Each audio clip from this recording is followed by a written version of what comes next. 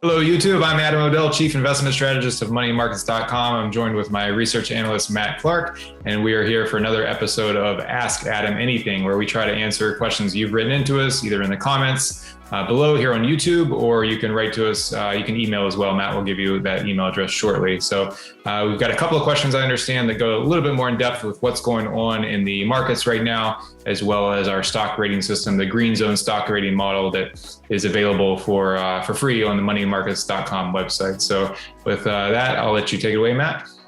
Thanks, Adam. Appreciate it. Again, a lot of great feedback we've already gotten from our Ask Adam Anything. And basically, this is just your opportunity to ask our chief investment strategist, our guru, our man amongst men, what he thinks about certain issues in the market or certain sectors to look at, things like that. This is your opportunity to do that. Do that by, you can email us at feedback@moneyandmarkets.com. We'll put that email address down below here, feedback@moneyandmarkets.com. Or if you like, you can also comment below on our YouTube channel. Just if you have a question or comment or anything like that, we can certainly address it there as well. We love feedback. We'd love to hear what you have to say about anything, whether it's telling us about how well your portfolio is doing, or you want us to look into a particular sector or whatever. We love that. Anytime we can get that kind of feedback, we absolutely love it. But I'm going to start today. We've got some pretty good brain teasers here for you, Adam, and I think there are two that are going to require a fair amount of depth. So, the first one actually came from our email, and the person said, you recently discussed the size and volatility factors of the 6-factor Green Zone rating model, which we talked about last week. Do you consider certain factors more important than others when reviewing a stock? Also, I see that 3 fall under price-based and the other 3 fall under fundamental-based. Is there a group more important than the other? So this is kind of a good way to really explain the 6-factor Green Zone rating model and kind of how best practices. So it's a fairly complex question, Adam. I'll let you take it over. Yeah, it's a broad question. So first of all, the Green Zone stock rating model is a model that looks at 75 individual metrics. Those 75 metrics are grouped into 6 buckets or 6-factor categories. And as this question alludes to, 3 of them are price-based.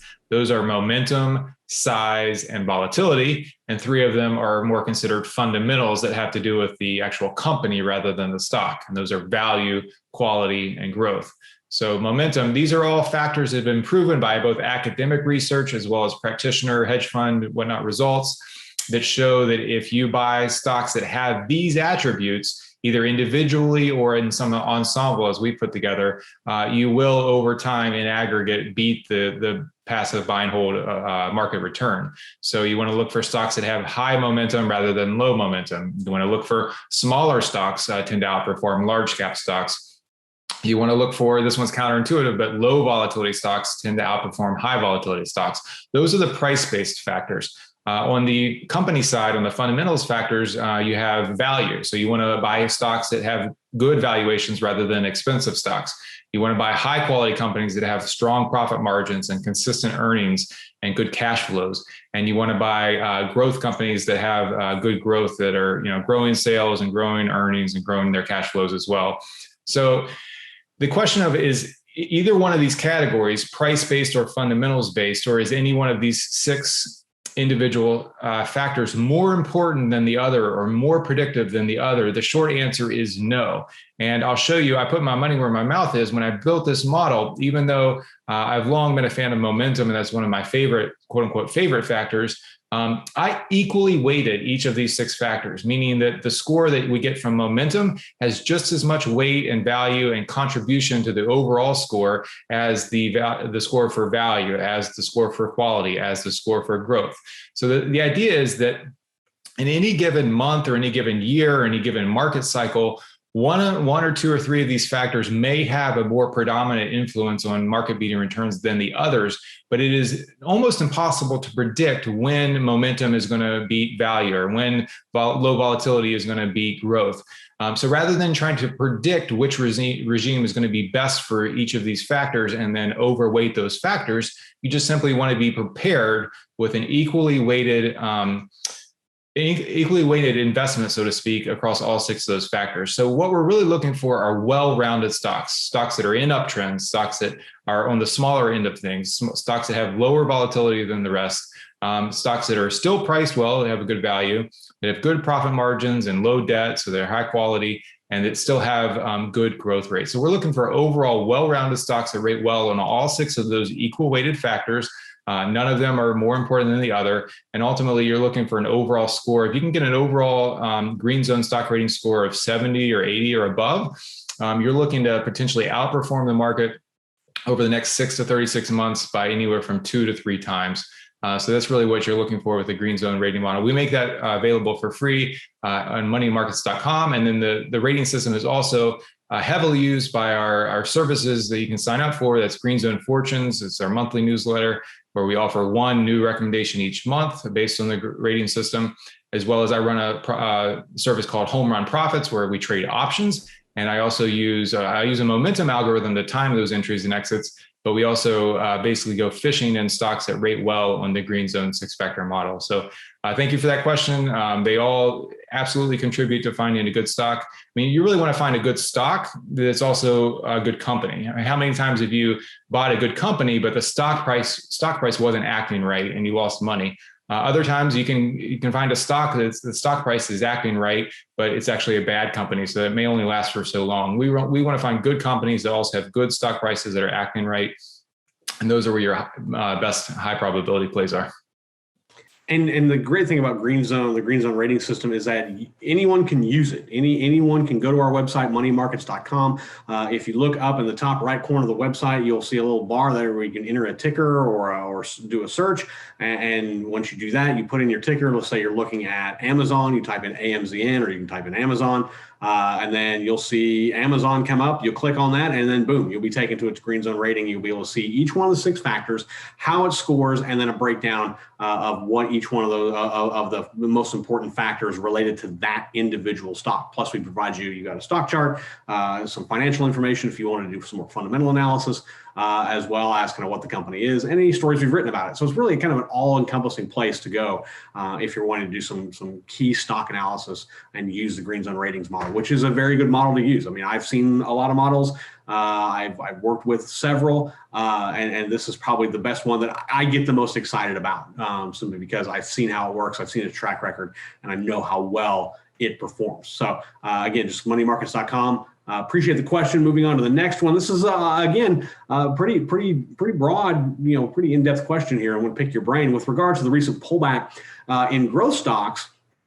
Do you see this pullback lasting much longer? And also, is the pullback just a reset due to interest rates and treasury bond markets, or are we actually entering a potential wave of recession? All right, so let's unpack this.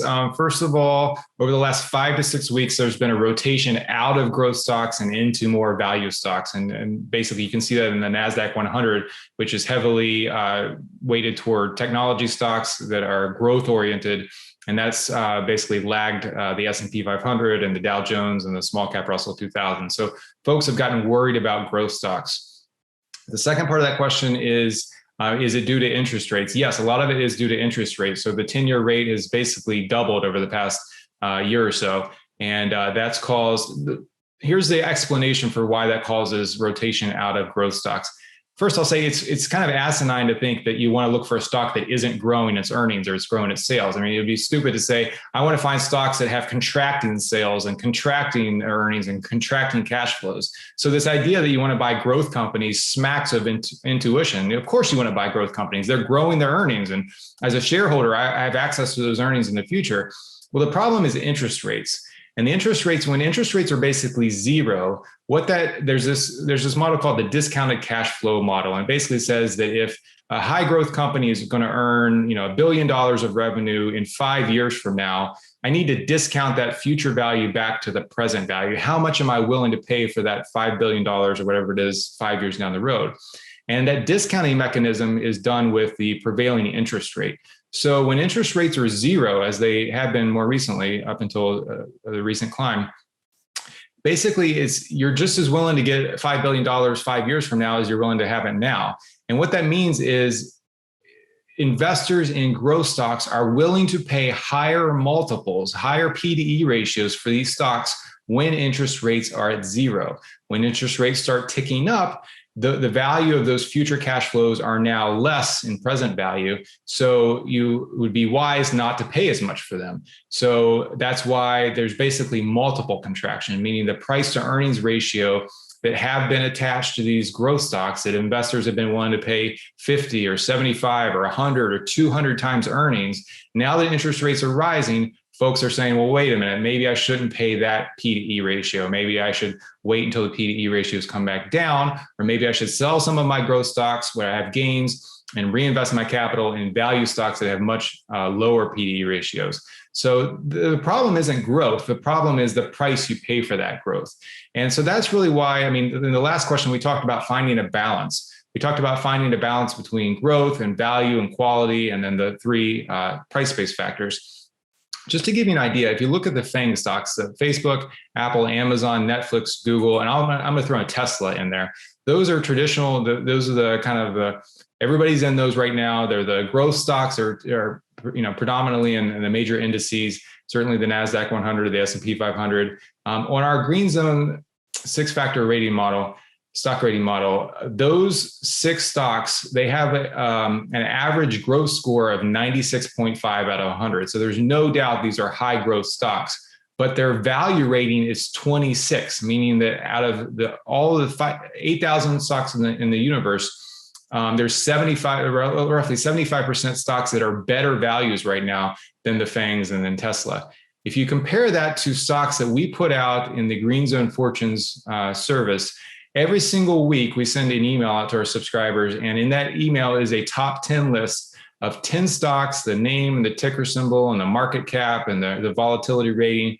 And those 10 stocks are basically the highest rated stocks on our Green Zone model that have recently triggered buy signals by my algorithms. So basically, these are highly rated stocks. And to give you an idea, relative to the FANGs, which had a value score of 25, these stocks so far this year have had a value score of 70. So they're still rated 76 on growth. They're rated 80 on quality. They're rated 70 on value. They're rated above average on momentum, size, and volatility. So these are well-rounded stocks that we deliver each and every week, 10 of them every week.